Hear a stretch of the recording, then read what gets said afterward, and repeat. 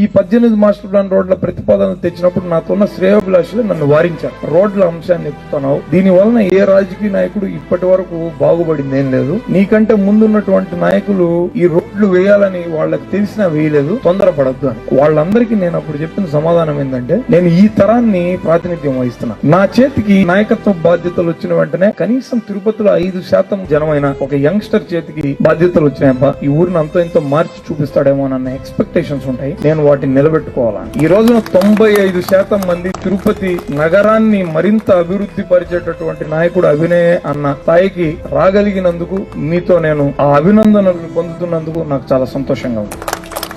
ఈ రోడ్లు వేయడం అంత సామాన్యమైన వ్యవహారం కానే కాదు. మీరు చాలా ఈజీ అనుకుంటున్నారేమో. ఒక అంగుళం రోడ్డును కదిపించాలన్న సమస్యలు ఎట్లుంటాయో మీకు తెలుసు, కానీ ఈ రోడ్లను ఎట్లేసాం లెక్క చేయలేదు. నా రాజకీయ భవిష్యత్తును కూడా అవసరమైతే పణంగా పెట్టాను.